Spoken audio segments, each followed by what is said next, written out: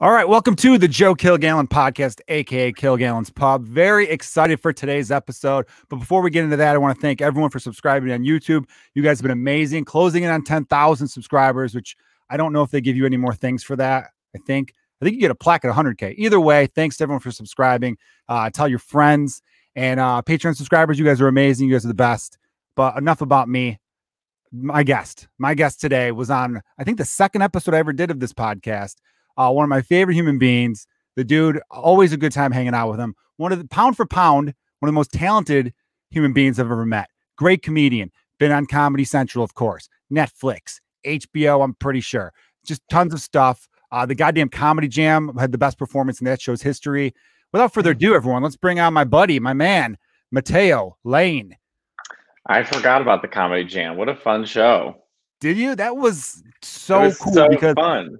I had seen that show live a few times, and that's definitely one of those shows that's better live than it was on TV. Although your TV performance I did see and it was great, but you ever see a show where you were like, why isn't this better? I was there when they taped it. This should be better, but I don't think it translated to TV as well. I love you, Josh Adams Myers. It's not your fault. I think it's just such a cool live atmosphere that they didn't do a good enough job capturing it. I'll just say that. Well, that show in particular was done in smaller venues, and if it was done in larger venues, it's done.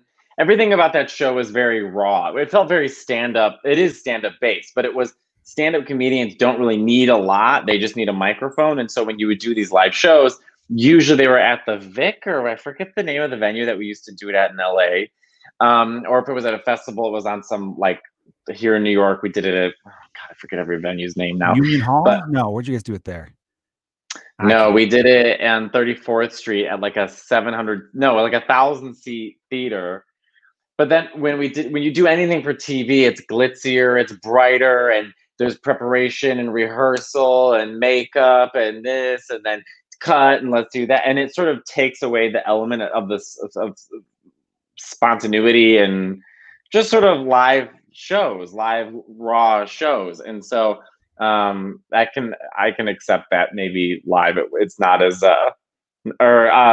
filmed, it wasn't as cool as it is live. Also live, you're standing there in front watching a comic turn into a star and watching the band help them, and it's a really cool show.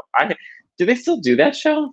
I don't think they do, but I just remember watching a few episodes of it and being like, I don't know what it was, but you're right though. I think everything's better live, of course. There was just something missing in my head. I'm like, this show should be huge, because every time I saw it in person, and I saw a handful of them, and I remember they did it at a real small spot. I can't remember the name of it, but I'd seen my buddy Robert Jr. I'd seen all sorts of people, and of course, seeing you when you were in town to do it. And it was always like this atmosphere that was indescribable, to the point where I was like, God damn it, I wish I could sing. If I could trade any skill I had. You don't have to sing to do the show. There were plenty of comics who didn't sing to do the show. I, of course, went the opposite direction, and I was like, I'm going to sing Emotions by Mariah, or Whitney Houston. Like, I was always going for like the most extreme vocalist. So like I wouldn't say that I was necessarily set the standard. I was sort of like this weird other thing that just sort of showed up every once in a while and did high notes. I remember you gave the crowd shivers that night, my friend. Thanks. No, those were fun. I now do when things were normal, but I love singing. And even in Chicago, before I was doing stand-up, I was singing in these gay strip clubs every weekend with this cabaret group.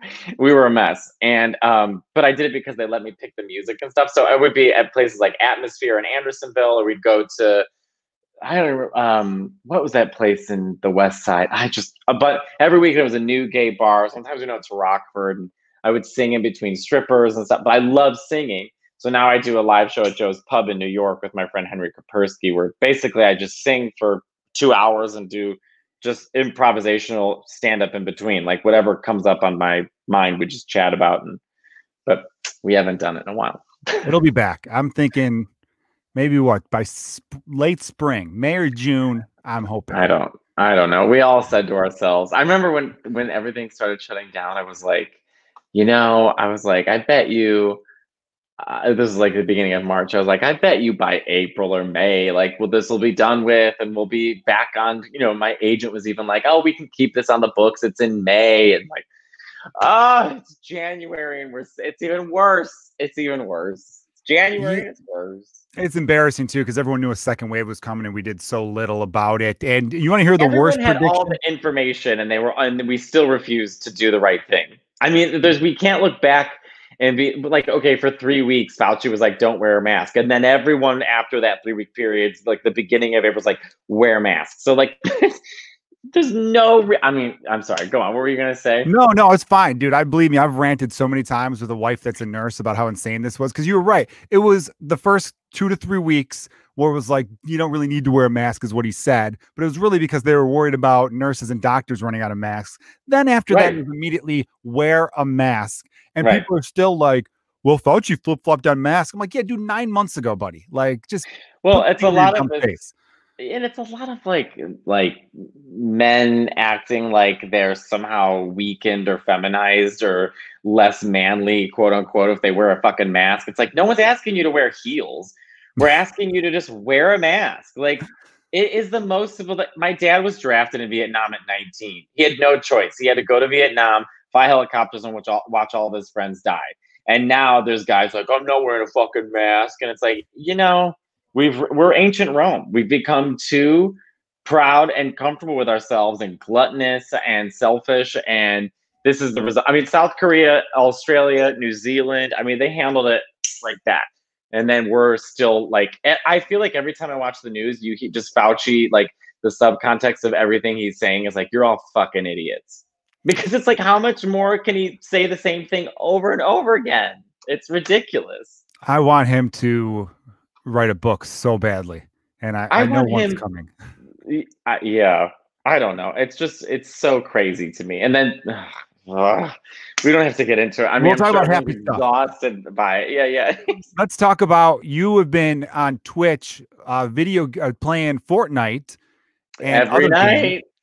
Yeah, every night going live. Fortnite, and then me screaming at Mario. I'm playing all the old Mario games again. I didn't realize how stupid they were.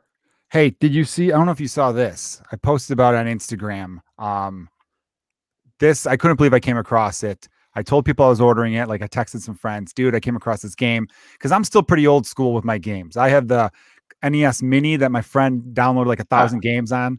I love it. And I have Nintendo 64. And I love Nintendo 64. So good, right? And I had friends over like in the summer. In my garage, I opened up the garage. It was like open air, and people we were good about it. Nobody ever got COVID. There was only like 4 or 5 of us, and we were spread out. I'm trying to be, I didn't want to just go on a rant about being safe and then be like, I had friends over. So we'd play Mario Kart and GoldenEye. Okay. I then came across this. I can kick anyone's ass in GoldenEye, by the way. I am undefeated in GoldenEye. License to Kill complex, automatic power weapons, and I'm Natalia. Okay, well, I believe you'd kick my ass because I suck at GoldenEye. I'll admit that. Do you? Mario Kart, though, I'll fuck you up, Matteo. No, you won't.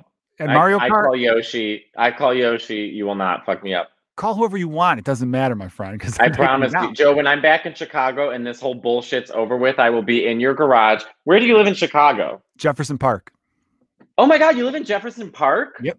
You better work. Off Lawrence? Like Lawrence and 90? Like where? Off of Foster. But you're right by the highway. God. Off Foster the highway. That was my entire high school experience. That's all I did was hang out in Jefferson Park. Work. So much Jefferson Park. I haven't thought of Jefferson Park in forever. I remember sitting on Lawrence at the fucking Pulaski light, just waiting for that goddamn, because it's like Elston, Pulaski, and you're like, oh, I just want this. And then I would, because my friends lived on Kimball and Lawrence. So I would either take Lawrence all the way down, or sometimes just take Lawrence to Pulaski, Pulaski to Foster, Foster, just sort of skit down all the way to get to Kimball. Sorry, Chicago talk. I haven't talked about Chicago or Jefferson Park in so long. Well, my mom used to live on Lawrence, right across from Marie's Pizza. I know. I've been to Marie's Pizza. Yeah, good stuff. So that's crazy. It's a fun. I mean, it's a quiet neighborhood. It's not trendy or anything, but it's good with 2 kids, and it's close to the highway. But it's a real Chicago neighborhood. It is a real Chicago neighborhood. I live off the Red Line, and I go to, I live off in Lincoln Park. It's like, not that Lincoln Park's not real Chicago, but it's like you live in like Chicago. Yes, I live where the people around me grew up here their whole lives. Where like Lincoln Park's nice, but it's transplants and people who had to leave Michigan. But check this. I always say, oh yeah, I'm gonna stop cutting you off because I keep wanting to talk about Chicago. I got you, man. I want to talk about New York with you in a little bit and how I'm happy that you Sure. still live in New York, because I feel like so many of my New York friends moved and I love New York. So I want to have fun people to visit. All right. But check this out, dude. We're talking about Nintendo 64. We were just talking about GoldenEye. We're talking about Mario Kart. Can you see this on the camera? What this is right here? Oh my God, I've heard about that. The GoldenEye Mario version. It's GoldenEye with Mario characters, dude. So, yes. so Odd Job is clearly Toad. And I couldn't believe it. Right away, I'm playing. I go to the complex because I love coming out of the vents. I love complex. Yeah, yeah. And instead of those bad guys that are normally there, they're big turtle dudes that are the bad guys. It's so much fun. So you got to play this game. GoldenEye with Mario characters. And it's orange. Is it red or orange? It's red. It's red with like, they put some like glitter on it too to make it look kind of cool. Can you give me 1 second, Matteo? I hear my one son yelling at me from the monitor. This will take 3 seconds at the most. I'm going to grab the monitor and be like, dude, I told you. Hold on. He's 3. He knows better. I'm going to go on Instagram. Matthew, buddy, you got to sleep. All right. Daddy's working. How old is Matthew? Matthew will be 4 in February. Oh, then Matthew knows better. He should be taking his nap. I told him he could have quiet time with the iPad. Yeah, I let him use the iPad during his course. See, it's weird. All right, listen, everyone, in case there's any judgy parents out there. Don't you dare. Your house is your house. You don't apologize to anybody. Everyone can go fuck themselves. You don't owe anybody anything. Well, yeah, also, too, I mean, everyone's up in arms about screen time stuff.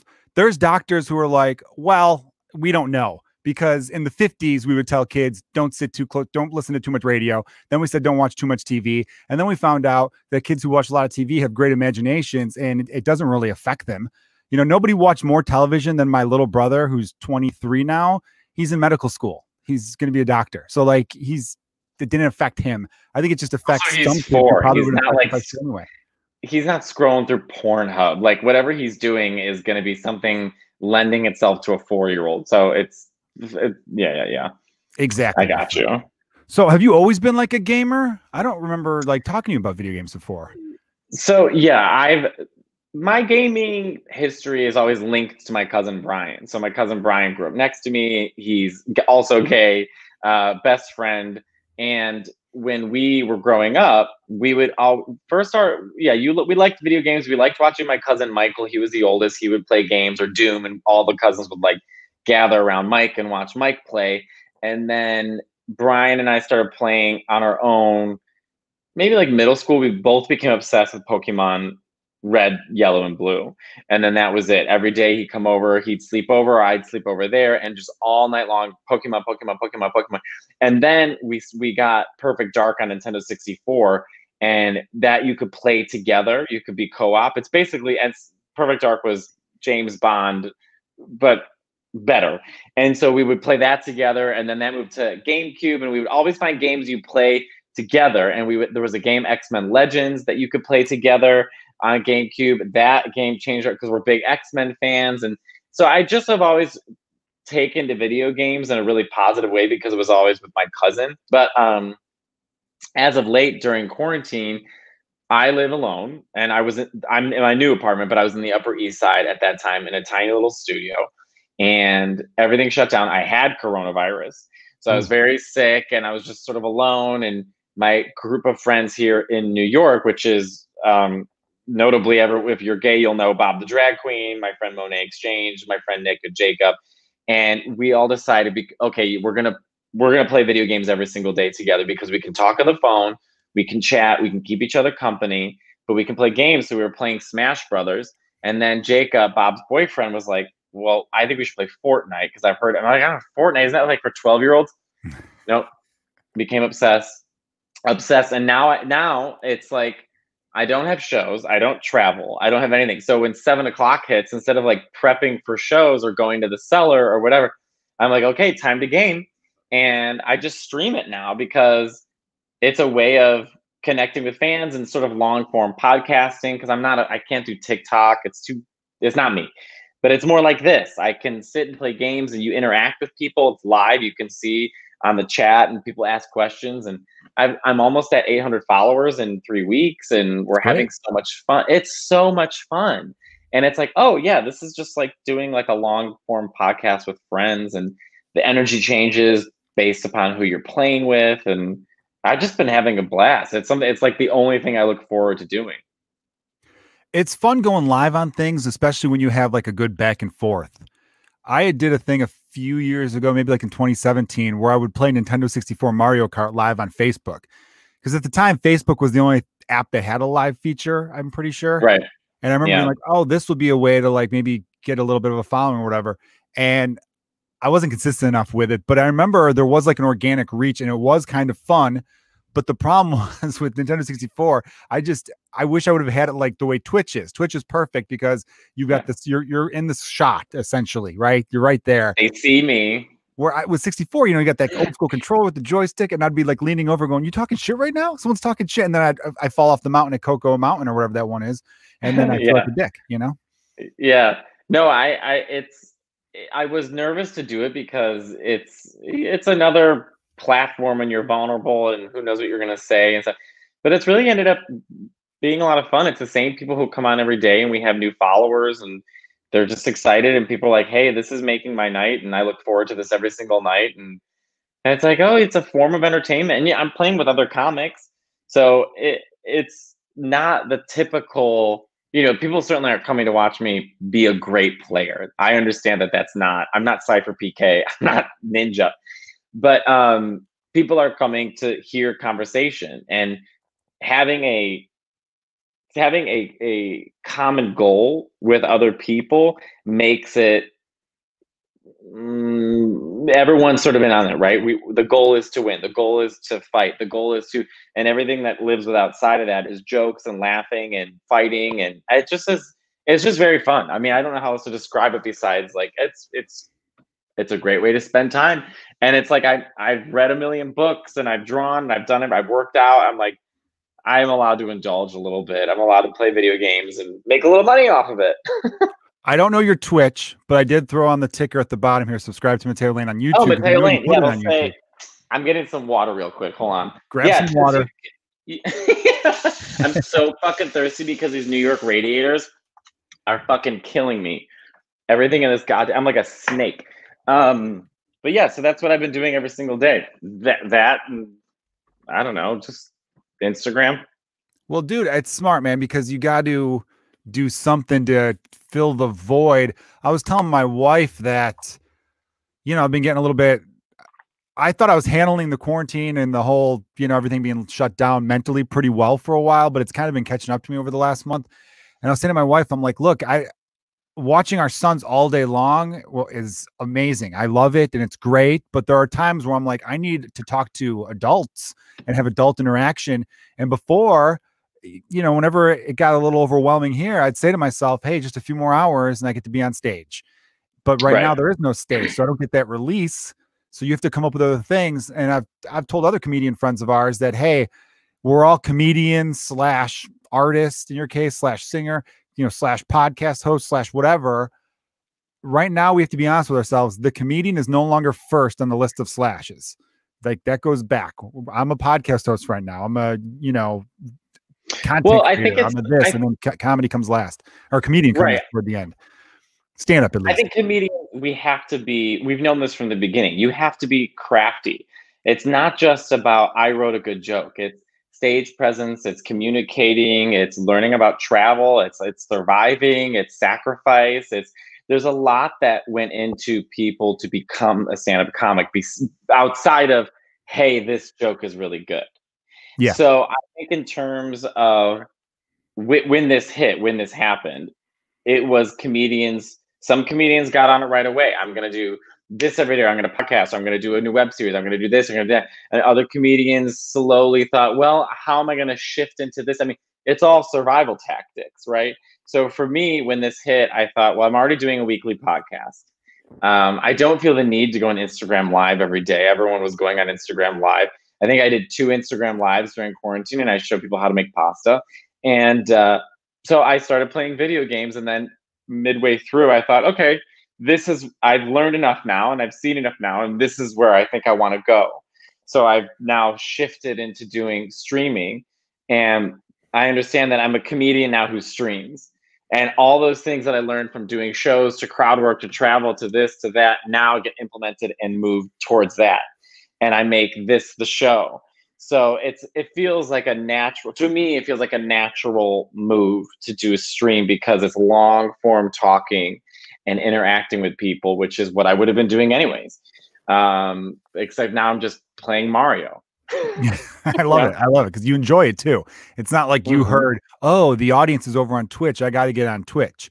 You know, like some people, which I think, yeah, there's a panic where people like, what do I do now? How do I do now? I guess Facebook and this and that. It's like, just conserve to the thing that you want to do. And when you find it, then move towards that rather than spreading yourself out in 1,000 places, hoping one of them hits. I would agree. Yeah, you definitely have to enjoy it. I've got a couple friends who, so I'm on TikTok, but I don't do dances or anything like that. When TikTok, I think like maybe in April, some people told me, oh, TikTok's pretty fun. And I'm like, what is? And then I kind of started scrolling around and some of it was like, oh, these are just women dancing. And then some of it was like how to hang a TV while hiding the wires. And I'm like, oh, DIY projects. That's cool. And then I came across a couple stand-ups. And so I'm like, oh, you could post stand-up clips too. All right. Well, I had like 3 hours of footage. So I'm like, well, all right, I'll post a clip. I'll figure this out. And so I just started posting clips. And you know, I think I got like 40,000 followers or something, and which I'm very happy about. It's great. Yeah. And it's fun. I have a nice exchange, and the people who make comments are so super fun and awesome. So I'm incredibly grateful and thankful there. I had other comedians going like, how'd you do it? All this. I go, I just posted every day because I had the content, but I also, you got to like it. Because I know some of them were like, oh, every day. And I'm like, well, dude, if it's a chore, don't do it. If you don't want to, and it sounds not like something you're going to get into, then don't, because if you're going to hate it, that's going to show, and you're going to half-ass it, and then you're not going to get traction, and it also sounds like you're impatient anyway. I didn't go into it thinking I'm going to blow up in 4 months. I just posted every single day, and one video took off. And you know what's really funny, Matteo? The video that took off, you know who helped make it take off? Oh God, who? Gay TikTok. There's a gay really? TikTok what did you? The joke, gay everything. of course, yeah.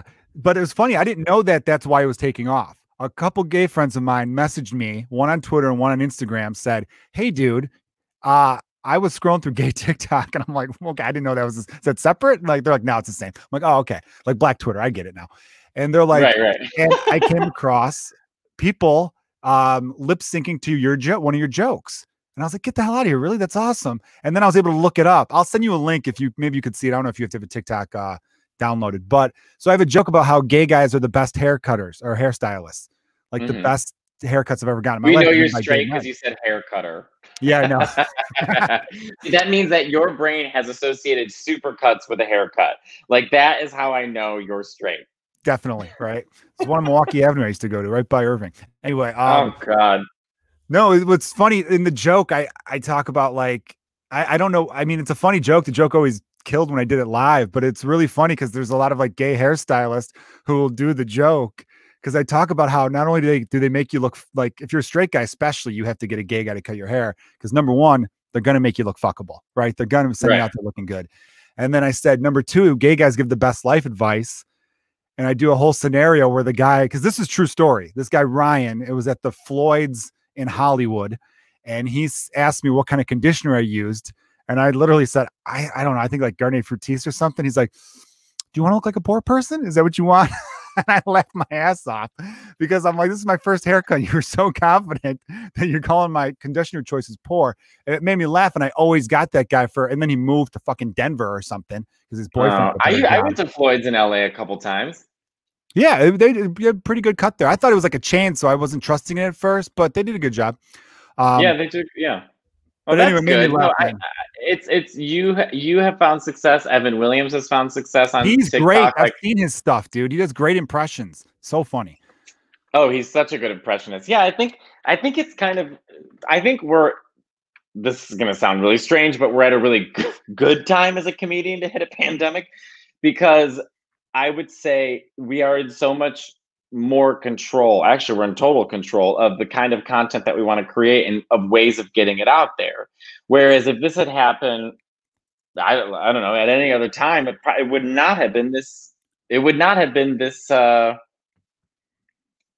don't want to say easy, but it wouldn't have been possible to get your own content out there. And I mean, you know, and it does sort of make you really think and respect comics from back in the day who really just had to get up on stage and just be so good that everyone talked about you, and it was word of mouth, because now word of mouth means someone retweeted you. Yeah. Back in the day, it had to be, you've got to see this guy, or you've got to see this girl, or whatever, right? So, but now it's like, okay, like I can't think of any other time that I would have been like, well, let's stream video games and chat with fans. What? Like that is so, it's such a crazy concept, but I don't know. I mean, it's good that we're doing, I mean, I know people, also comics who said they don't want to do anything, also fair. You know, I mean, over the summer, I definitely did shows.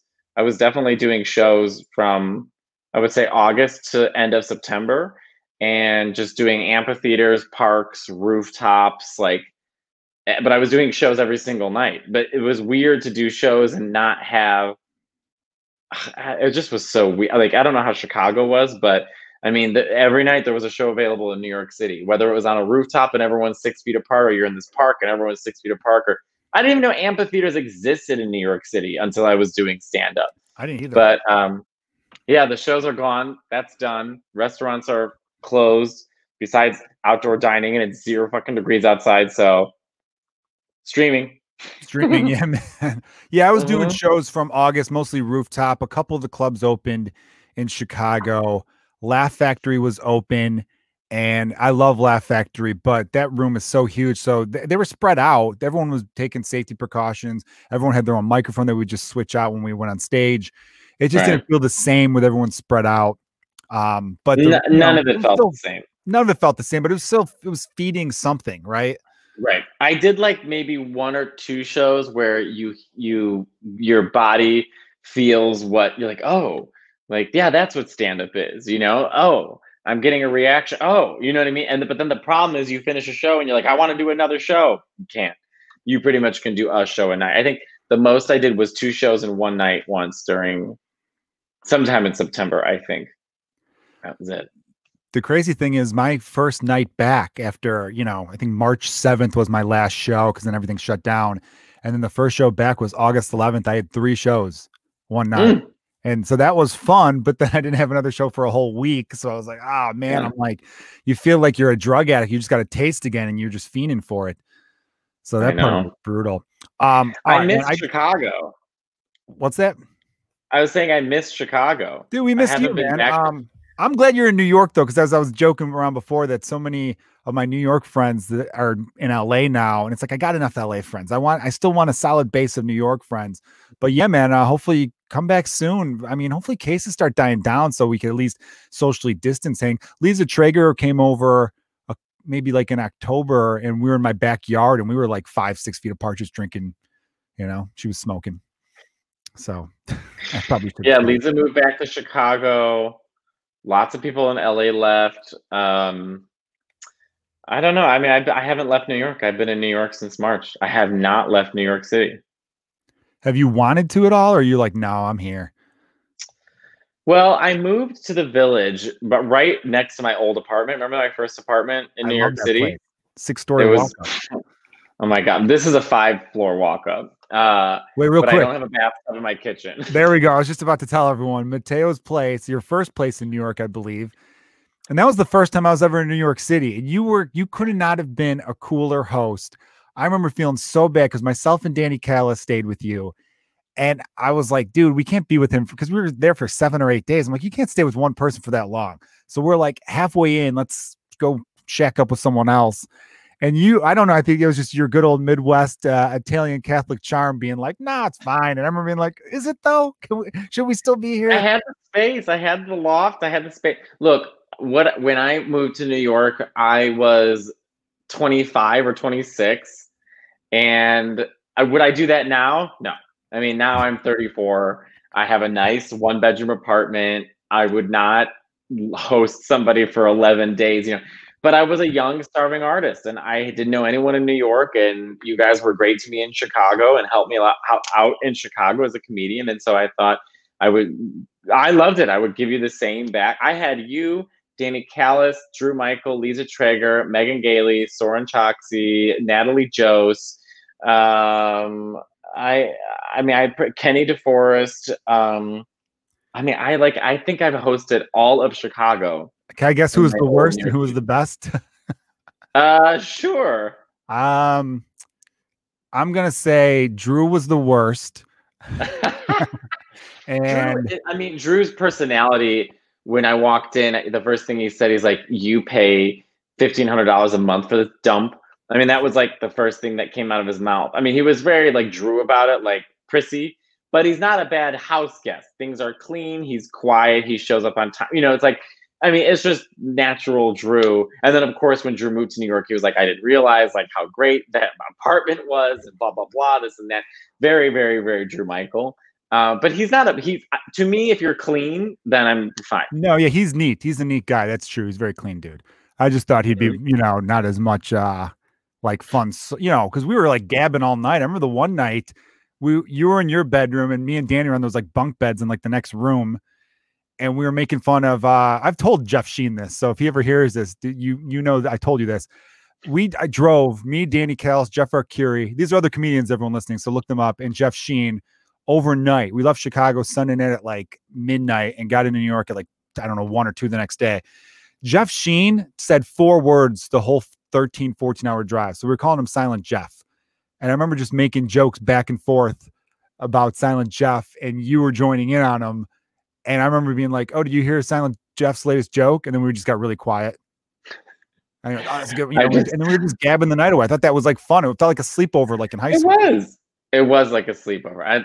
Danny Callis out fucking Danny Callis. Come to New York, Danny's coming. I'm gonna do some shows and it's gonna be great. But I couldn't do it now. It's so funny thinking the things that you do when you're first starting out in comedy. Like I look back now, I'm like, oh my God. I could have never done any of that now. Like I'm just too pampered I'm an adult. I can't. I mean, I used to wake up at 6 a.m., go to my job an hour early so I could leave an hour early. And then me and Evan Williams would do open mics from like 5 p.m. till about 1 a.m. every single day, Monday to Monday. I mean, we would do probably 3 to 4 mics a night. And then I would go back and I would work. And I didn't sleep. I wasn't eating well. I wasn't dealing with the trauma of moving to New York and leaving my family. I was not dating. I wasn't drinking. I wasn't partying. I was just focusing on stand-up. And I think it's like a necessary sacrifice that you have to make if you really, especially New York, it's not a forgiving city. It's not like Chicago, where Chicago, you feel like at least there's a lawn. You know what I mean? It's like, at least you can sit on a porch, where New York is just like constant beating you in, especially when you have a bathtub in your kitchen. So yeah, I look back at those days fondly though, but I just could never do them now. Ever. There is something about, you romanticize your youth, especially when you get into something as crazy as comedy. If I might close the book on the bathtub thing though, I didn't realize, I remember taking a shower in that bathtub, and it's, like, I'm not super tall. I'm like 6'1", but I was clearly like standing well above where the top bar was. So I remember you coming home from work, because you got off work at like 3 or something, and being like, oh, shit, I'm sorry. And I'm like, what are you sorry about? There's a curtain covering me and it's your kitchen. What the fuck are you going to do? Wait in the hallway? And then Danny Callis pointed out to me, goes, hey, there's a shower curtain on the other side too, so your bare ass isn't exposed to the people across the street. And then I go, I did not know that. I think it was like 3 days of me showering with the window just completely. Hey, you know what? You're welcome, New York. It's New York. I live in the Village. I can see. So I'm in my living room right now, but past my kitchen, then into my room, you're this far away from somebody else's living room.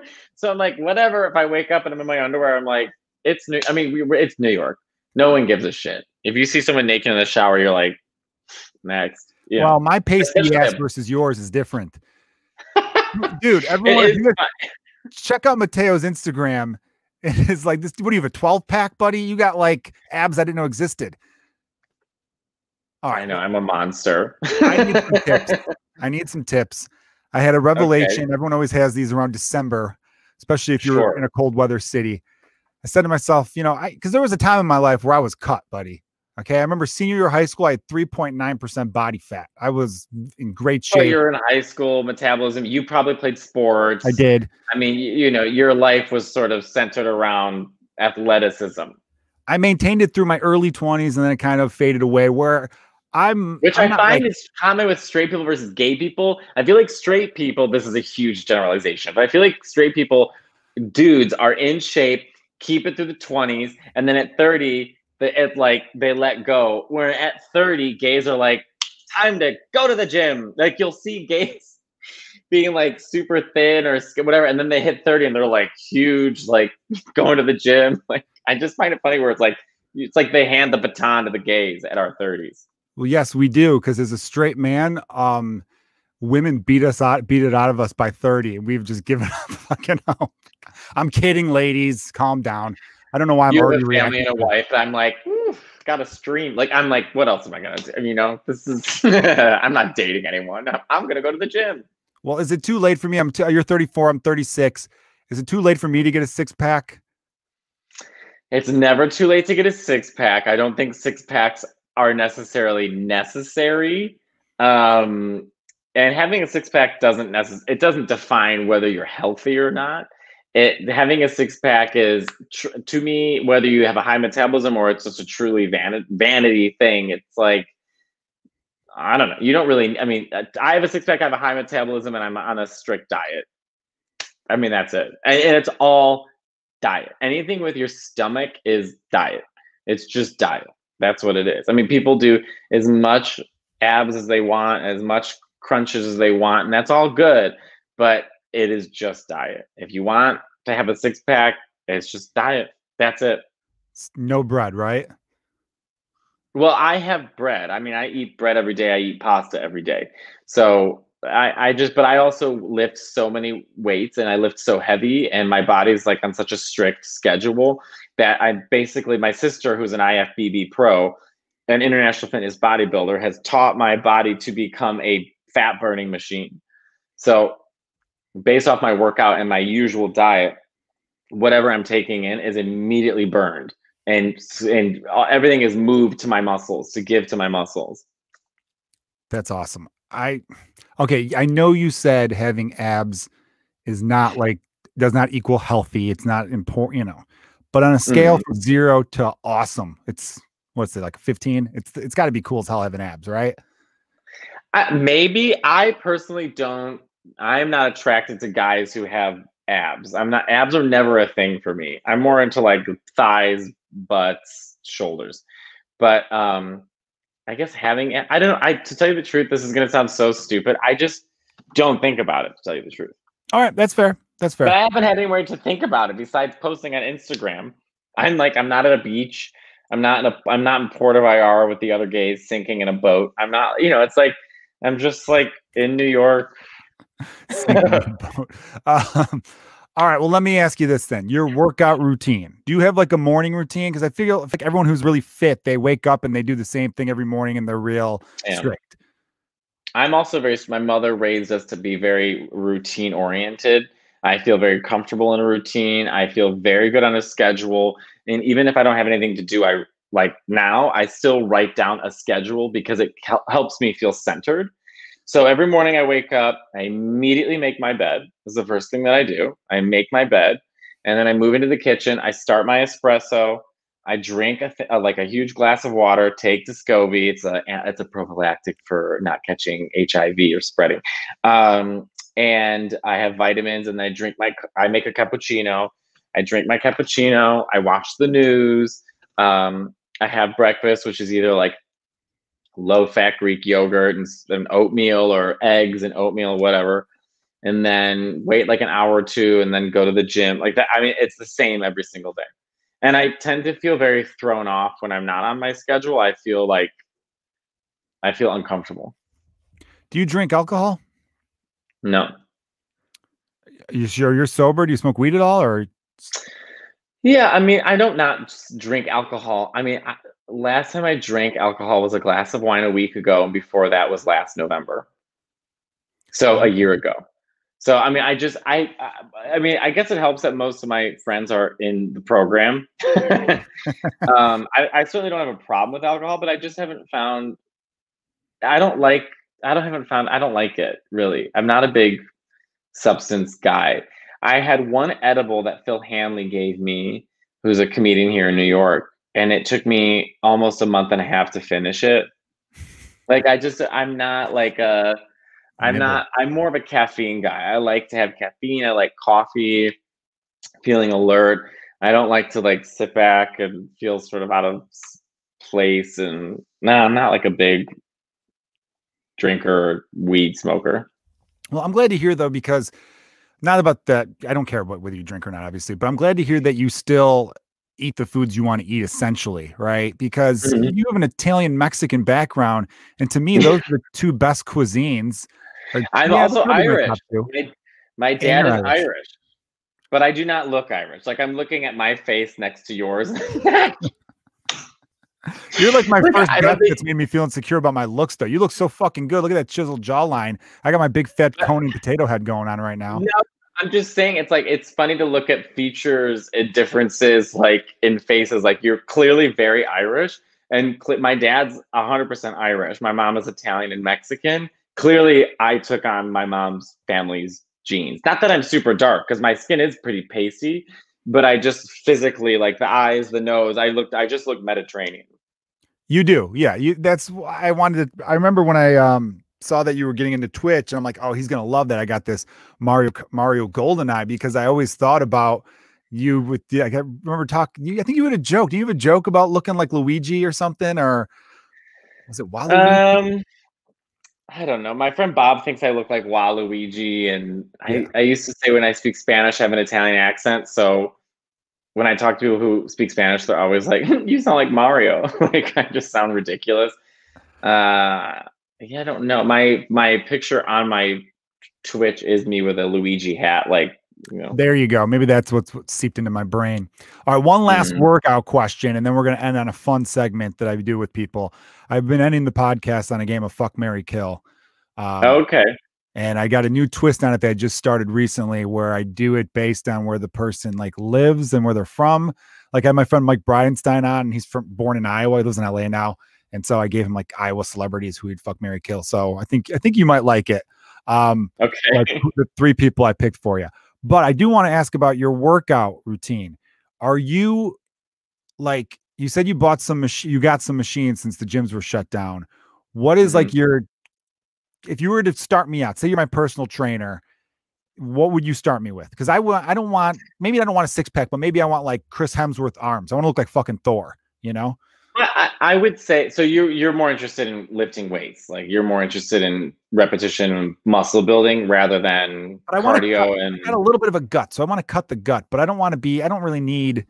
I don't need a six pack, but I do want to lose it. Like I weigh 190. I'm 6'1", 190. I'd like to be like 180 and like maybe still. diet. Yeah. That's diet. The outside of diet, I would say get a bench press and some dumbbells. Bench press allows you to do a lot, so you can do various exercises from chest to back to shoulders to dips to arm. You can really do a lot with just some dumbbells and a bench press, adjustable bench press too, because you want to make sure you can do incline, decline. Um, so I would say the basics would be bench press, different dumbbell weights, and some resistance bands. That's all I have. Nice. Resistance bands look fun. Do you do cardio at all? I do zero cardio. Fuck cardio. It's boring, right? It's so I boring. hate it. I made my. I don't smoke. I don't drink. I've decided no cardio. I don't fucking like cardio. Who gives a shit? I walk to the gym. That's my cardio. That counts. You Outside of walk that, everywhere in New and York. I walk up 5 goddamn flights of stairs every single day. So to me, that's my cardio. Oh, I hurt my arm. So yeah, I would say bench press, couple dumbbells, different weights, and resistance bands. All right. I'm gonna have you back on the podcast in 6 months just so I could show off my growth. All right, but if you want to be cut, you really need to watch your diet. How much fat intake are you having? How much salt are you having? And how much, not good foods, how much processed foods. So, I mean, if you schedule your meals, say I'm going to eat every 3 hours, 4 small meals every 3 hours or 3 large meals every 4.5 hours, and you balance out your meals and say, okay, in the morning I'm going to have, 2 normal eggs with 3 egg whites and some plain oatmeal or a little yogurt with some fruit and coffee, water. Don't drink soda, don't drink beer, don't drink, just coffee and water are the only things that I drink. And then for lunch, I know it sounds boring, but plain rice, grilled chicken, some steamed vegetables, and vary that up with roasted butternut roasted sweet potatoes, and you can change it all up with chicken or fish or whatever. Don't cook with too much oil, don't cook too much butter, and just say, 4 hours hit, time for my next meal, and eat that, and just stay consistent on that. I mean, within 3.5 weeks, you'll see a huge difference. All right, I'm going to commit to it. I got to do it. My big weakness right now, though, is that I usually start off the morning really good. I've been a big fruit guy lately because I came across this one. What are you eating for breakfast? Today, I had Honey Nut Cheerios with almond milk. I don't like I'm emphasizing almond milk, but Honey Nut Cheerios isn't bad, and almond milk is a good, get the 30-calorie non-sweetened almond milk. That's what I get. Yeah. And then I had a fruit smoothie. I've been really big on smoothies lately. I just have like the frozen fruit that I throw in there. I was doing these plant-based protein shakes because my wife got this thing with her friend. It was like called Shakeology or whatever. And it was all these like prepackaged like shakes that you pour in to a thing and you made them. Those are pretty good, but we ran out. So then I got like some Costco brand. Just make sure that you're not having too much sugar. It's only 1 gram of sugar. It's not bad. Oh, well, then there you go. 20 grams of protein. What's like a typical lunch? Lunch is where I start to dip. For a while there, I was just having mixed green salads, which wasn't too bad. And then I started having protein with it. Yeah, that's the thing. I think I needed more protein because I'd have the salad, and then like half an hour later, I'd start stuffing my face with like deli meat. Have grilled chicken on top of the salad. Don't have deli meat. That's processed and it's salty. It's bad for you. Yeah, see, the deli meat I feel was probably hurting me. And then dinner, sometimes it's a really good dinner, grilled chicken and stuff. And then other times it's like we're eating pizza, Look, and eating pizza is fine, and it's not easy to eat pretty bland meals every single day. And it's not a commitment some people are up to doing, and not everyone has to look ripped. But if you are trying to look a little bit better about yourself, it's pretty straightforward. I mean, people, I'm going to try the keto. I'm going to try this. I'm trying that. I'm going to do this diet. I'm going to do that. Oh, now I'm doing intermittent fast. It's pretty simple. It's just about discipline. I'm going to eat a balanced, nutritious diet. It's going to be pretty bland, and I'm just going to eat it on a regular schedule. Yeah, I think everything is just commitment to it. I've got a friend of mine who's a personal trainer, and he's got his own gym in the suburbs of Chicago. And he says, my friend Mike Riccio, he's a really cool guy. You love him. It's in Downers Grove. It's called Mar Health and Fitness, and Mar Health and Performance. I'm sorry, because he's got a really good, positive way in which he tells people about how to get in shape, because he started his career working at Export, and he's like, I fucking hate the way they do it there. So he learned from it. Well, yeah, because he learned from them with all their, he said, he said he was grateful for his start there, but they got douchey practices, They have douchey everything. I used to work out at that Export in Roscoe Village. That was the one he worked at for a little bit, I think. I wonder if you knew my friend Freddie. Was the Roscoe Village one the one off of Ashland and Lincoln or something? Yes. Yeah, my buddy Freddie was there for a little bit too. Black guy, real nice dude. Anyway, if it was gay, I probably knew. No, he's not gay. I don't think he's gay. Maybe he's gay. I don't know. I haven't talked to him in a while. So he was saying that he uses Jim Gaffigan's joke about Mexican food is how he tells people about different health stuff, where it's like, what do you want to do? You ever hear the joke where it's like, how do you make of this? Oh, it's basically a tortilla, meat, and lettuce wrapped together. Everything is same ingredients. So he's like, oh, you want more energy? Okay, well, let's start by, eating better, exercising more, and sleeping better. Because, he emphasizes sleep too. Because I think a lot of people forget about the sleep aspect, because you need rest. Yeah, sleep's important. Sleep's important. So yeah, it just comes out of commitment too. I saw a clip someone sent me of a podcast I did. My friend Giulio Gallerotti's podcast. I think I did it in February or January of the beginning of 2020. And I looked at my face and I looked exhausted. I looked so tired and bloated and dry and just like bags under my eyes. And I was like, oh my God, the road was beating me down. The schedule I was living was beating me down. I wasn't sleeping. I wasn't rested. So I would say the one positive part about the pandemic for someone who lives a life, especially like ours, and for me, who was on the road every single weekend, I look and feel better. It's like I was exhausted. I was exhausted. And yeah. Yeah, I've caught myself same thing recently. I looked at myself and I'm like, dude, I'm going into this like thing that no one from your dad's side of the family. I feel like this is like an Irish guy thing, or maybe it's just a drinker thing where you slowly look at yourself and you're like, I'm getting like this big Kennedy fucking head that I always had a big head, but it's getting all puffy. I feel like that Vince Vaughn early, like mid 2000s where he got real puffed up. You're like, what the fuck is happening? How can I ask you how much water you're drinking and how much alcohol you drink? The alcohol's been cut a lot, but water I do need to drink way more. How much alcohol a day are you drinking? Oh, per day? I haven't drank the last 3 days, but then I had like 4 beers 4 nights ago. So I'm probably averaging less than 1 drink a day over the last few months. Which try not drinking for 2 weeks and just see what your skin looks like. Yeah, I think I got to do that. And replace all other drinks with water. The only vice I have right now is Diet Coke. I tried to cut out sugar, but I know it's terrible. Diet Coke's going to kill you. It's horrible.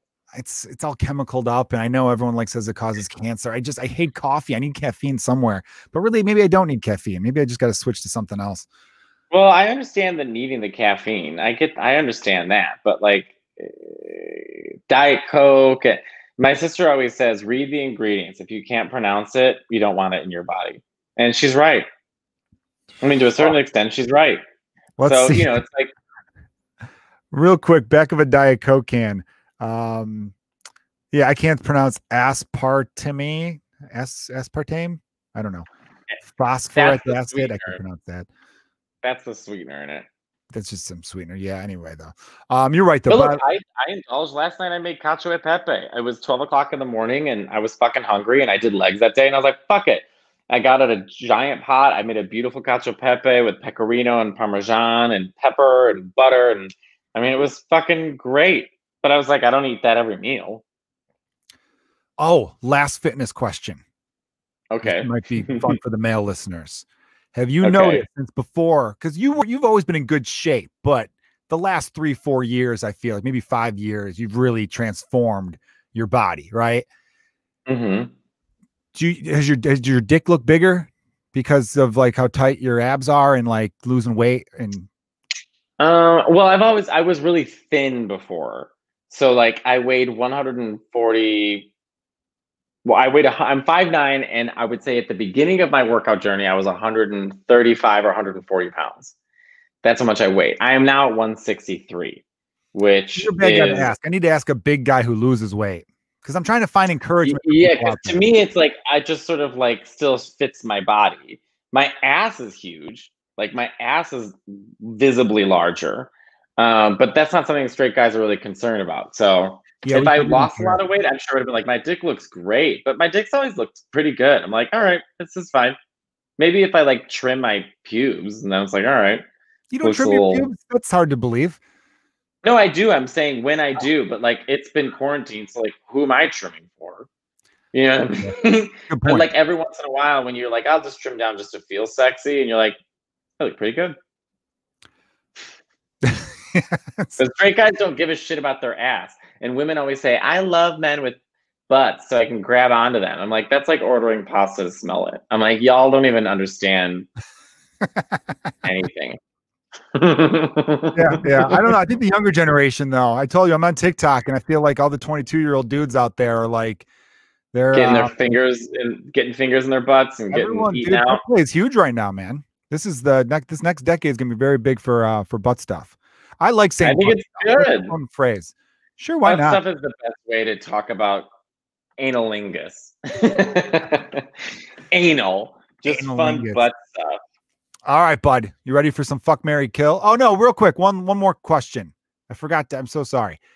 If you could choose one person, famous, gotta be famous though, because I'd expect. If I could do one person, no, you choose. I want you to choose one person, one famous dead person to party with. If you could choose one, Maria Callas. Now, a little background. I know she's a famous opera singer. Mm-hmm. I just got her tattooed on my arm. Oh, dude, that's new. How long have you had that? It's my I just got it in July. It's my drawing. It's of Maria Callas. It's the only tattoo I'm ever gonna get. Just Maria.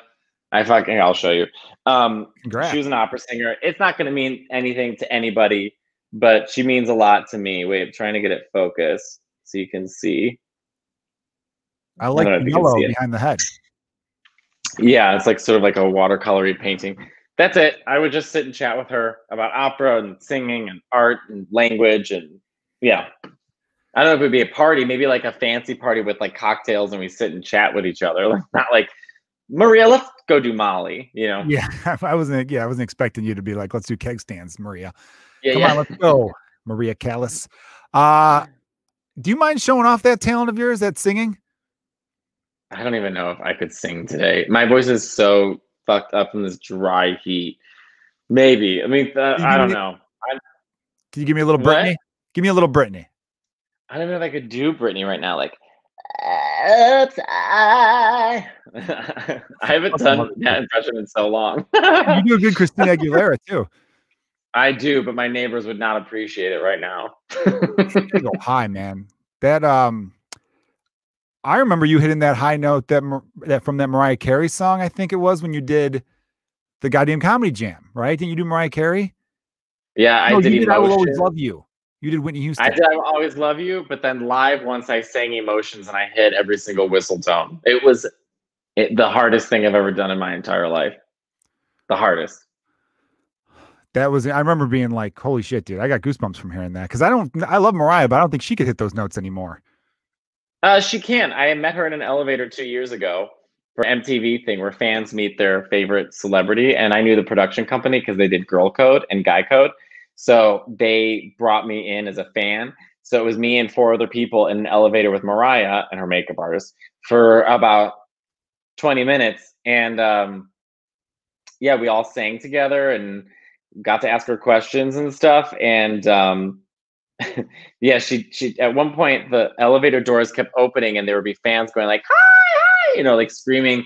And at one point the elevator door opened and instead of Mariah going, hi, she went, whatever that, like the whistle tone, but she did it really, like it just came out of her. And I was right next to her. So I literally was next to Mariah. I was this far away from Mariah Carey and she hit a whistle tone right in front of me. Damn, that is so cool, dude. That's like Michael Jordan dunking on me. I want that. Literally, yeah. It's like one of the rarest things you can do with the human voice. And Mariah Carey was next to me and did it for me. Crazy. Singing's hard though, because I feel like there's a lot of great singers, but once they hit a certain age, it just starts to go a little bit. That's kind of life. You gotta keep it up. You gotta keep it up. People like Patti LaBelle are smart. People who I think the problem with singing is a lot of people try to continue the sound of their youth and they don't have a good foundation.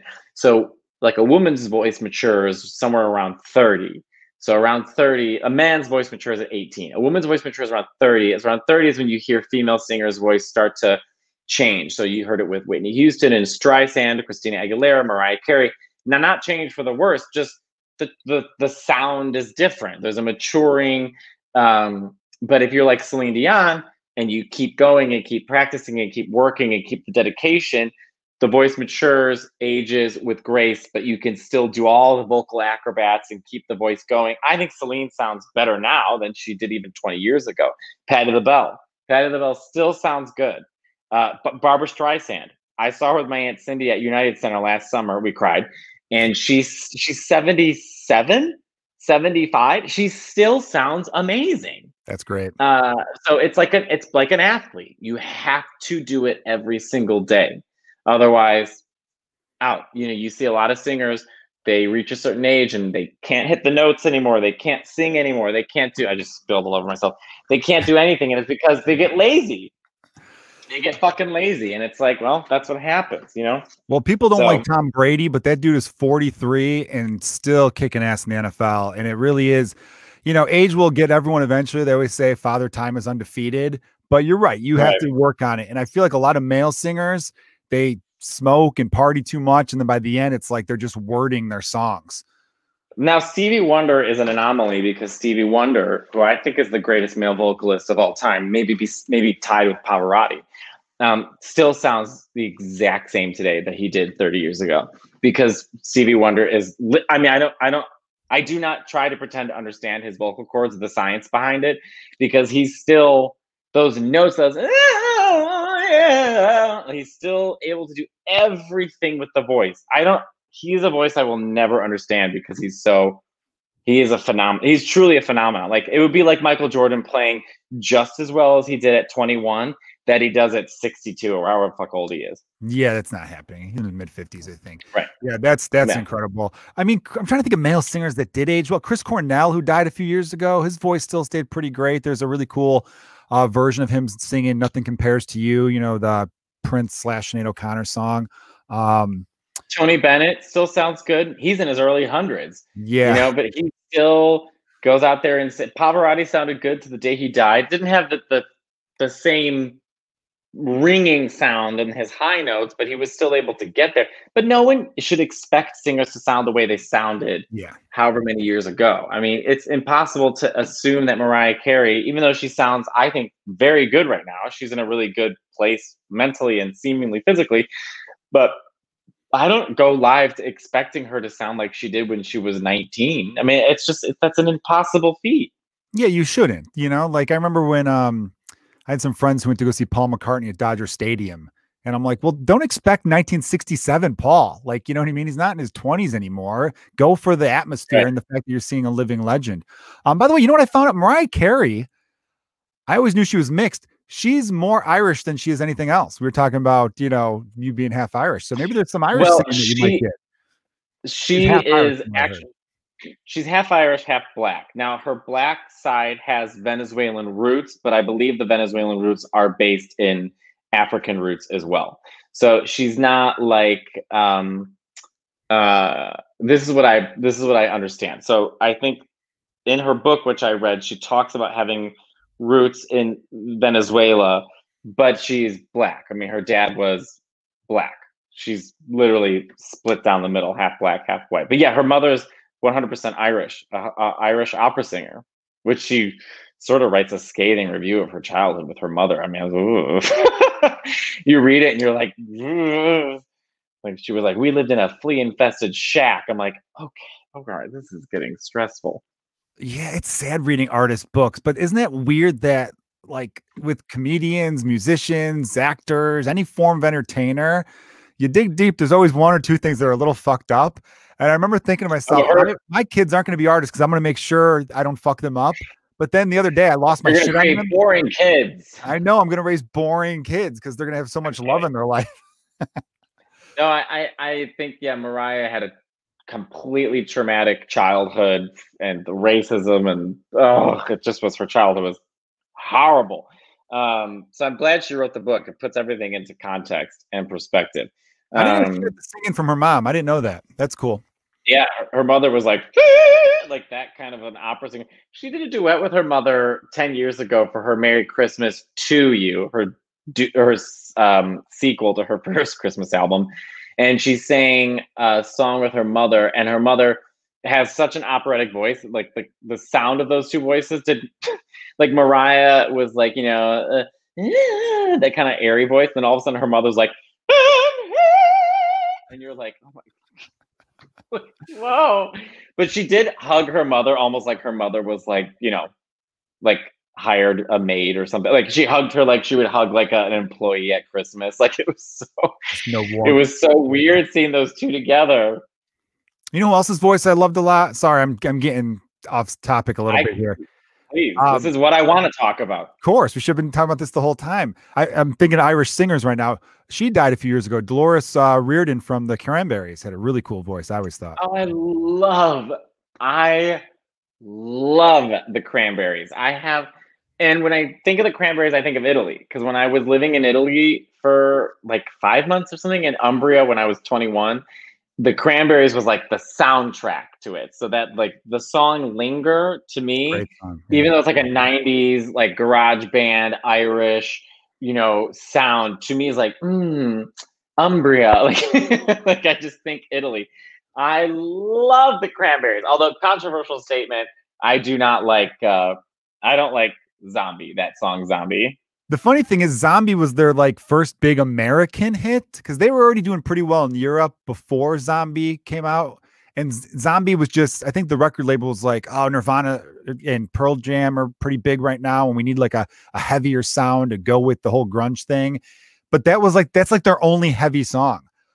Yeah, Zombie, yeah. No, that now I'm doing Alanis Morissette. I didn't know. Yeah, but I remember thinking I had like friends of mine at the time who thought, oh, Cranberries, they rock. And then they bought the album and they're like, this is mostly ballads except for one song, which is about war. Zombies about war. Yeah. It's like about bombings in Northern Ireland. The war between, I was going to say it was about Northern Ireland and England and you ever see Dairy Girl? No, I never saw Dairy Girl, but my friend Nick did see it and he said he loved it.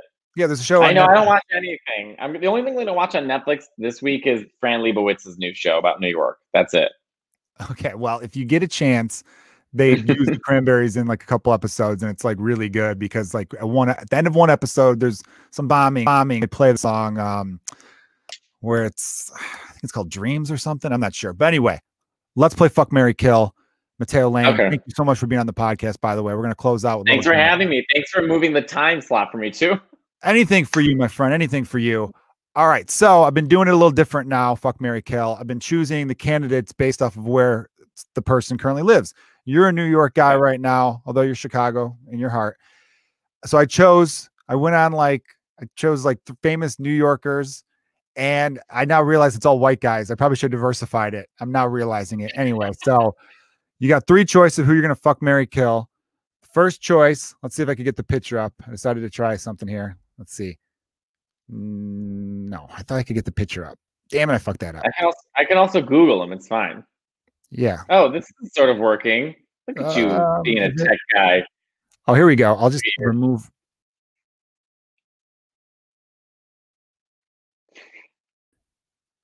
All right. Hold on a sec. I'll put you in solo, and then I'll add. I can't fucking do it. I'm such a dipshit. I'm like, is that Henry Cavalli or whatever the hell his name is? I'm trying to guess by his chin. All right, whatever. I can't. Why won't it let me just show it? I'll Google it. Matt Bomer. Who the fuck is Matt Bomer? He's been in a bunch of shit. I feel like, why won't it let me do what I want to do? All right, well, that's screwed up. I totally thought B-O-M-E-R? Yeah, B-O-M-E-R. What is he? Was he gay? But he's an actor? Yeah, I chose gay guys. I went 3 gay New Yorkers for you, Matteo. Okay. Although you can marry a straight. You don't have to have sex in marriage, especially straight marriage. I'm hair envious of Matt. He's got a nice hairline, thick hair, good body. All right, he's number one choice. Number two. See, when if I post a clip of this like on YouTube, I'll add in the pictures. That way it's not so stupid. So Matt Bomer is your first choice. Number 2, Neil Patrick Harris. He lives in the Upper West Side. What Neil Patrick Harris looks like. Okay. Number 3, Billy Eichner. I wanted some range. Oh, Billy, who three gay white guys for you. I was like, yeah, this is not usually. You know me also. This is not my dating history. No, I should have went with like European dudes. I should pick like, I don't know, Luke Evans or someone, or he could sing too. He played Gaston in the Beauty and the Beast. Does it have to be kill? I mean, that's such a dramatic. Couldn't it just be dumb? Kill. Fuck, marry, murder. Like fuck, marry, push down a flight of stairs. Got it. Okay, I'd rather kill. Let's see. I guess I would fuck Matt. Right? I would marry Billy because he seems like we could like write jokes with each other, or we would have like a relationship based off humor. He's friends with Mariah Carey, so I could get even closer to Mariah. And I guess I'd have to kill Neil Patrick Harris. Not that I have anything against him, but like, 1, he's already taken. And then 2, I don't think I have as much in common with him that I would Billy. He's had a good career. He's had a rich, fulfilled life, Neil Patrick Harris. So sometimes when I think about who I'm going to murder, I also think have they had a good life? Sometimes I think Billy. I don't think I'd murder Billy. Billy responded to me on Twitter once and was cool. So even though he could have taken it the wrong way, so he had a tweet once where it was like, "Has any white man ever given up power?" And I normally I don't get into it. And you, by the way, Matteo is not on Twitter. That's just why he's so happy and he's always glistening because he's a smart person. But I did. It's my sports brain. When you're into sports, you're always into statistics. So if you know an answer is wrong, you're like, I got to fix you on this stat, buddy. So I just wrote, well, George Washington. And Billy responded with, you know what? Good point. And that was a big deal at the time because no one thought, giving up power back in 17 whatever is a big deal. And I remember being like, oh, cool.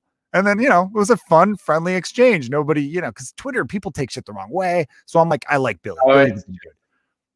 Twitter's awful. Just awful. I hate Twitter. Well, you're a smart person for being off of Twitter. I really respect you for it. I use it just for breaking sports news now. I'm no longer trying to gain a Twitter following. I don't give a shit. If you like my stand-up, go to YouTube, go to fucking TikTok. I'll be funny there. I'll post some fun photos on Instagram. But as far as Twitter goes, I don't give a shit. It's the worst thing. I don't know anyone who's been like, I'm better off for being on Twitter. No, I don't think anyone leaves Twitter like, problem solved. It just is too. Exactly. It's stressful. It's just too stressful. And another reason why I wouldn't kill Billy is because I feel like he's not in his prime yet in his career. I think there's more to come from Billy.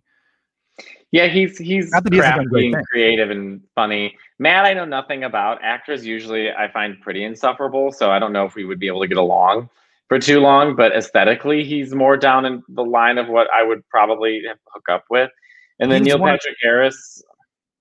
I was going to say Matt Bomber. Matt is one of the strippers in Magic Mike. Work. I love strippers. So I had a history with them. So that's a good choice to fuck because he's probably got some moves. Right. And Neil Patrick Harris, we would get along too, though. I mean, he sings and he acts and he's funny. He's hot. But I would just lean more towards Billy. I think he would be more fun. That's great. All right. I'd rather wake up and go to brunch with Billy. Yeah. There you go. Good choices. I do love. You're the first person who's like, do I have to kill them? Kill is too much. It's awesome. A lot. And I'm Italian, but even for me. Are you against the Italian stereotype of the whole mobster thing? Or are you kind of like, it's fun? There's just two different Italian identities. I mean, there's the Italian identity that people see like Guido's and New Jersey Shore, Sopranos, Mafia, Godfather, this sort of glorified mob life. And then there's, I think, a side that's less seen, which is actual Italians and caring about family and food and culture and, and being on the East Coast, I love Italians here, and I love Italian Americans, but there is the stereotype of Italian Americans to me is always something involving murder. Or, I don't know. And I'd rather be associated with the mafia than the Olive Garden there. Well, there you go. Well, yeah, that part is cool, right? You got to go good, nice little slice of pop culture with all the Scorsese movies and stuff like that. I did realize though there is a similarity with Irish culture because everyone just sees big dumb red faces like mine and thinks alcoholics and drunks and singing loudly at a bar or something. And they're right. But I think no, I'm joking. I'm kidding. No, they are. I would say growing up with my dad being Irish and my mom being culturally Italian, even though she's also Mexican, I would say the biggest difference between those two cultures is the communication with family and food.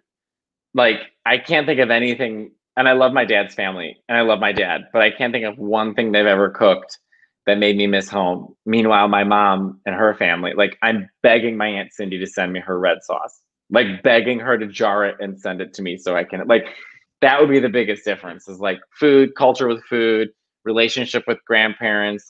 Not every Irish family is this way. I think a lot of Irish families are big and very close, but my mom's grandparents, I talk to them every week. They're my best friends. They know everything about me. There's just this family with Italians is different, I think, than a lot of other cultures.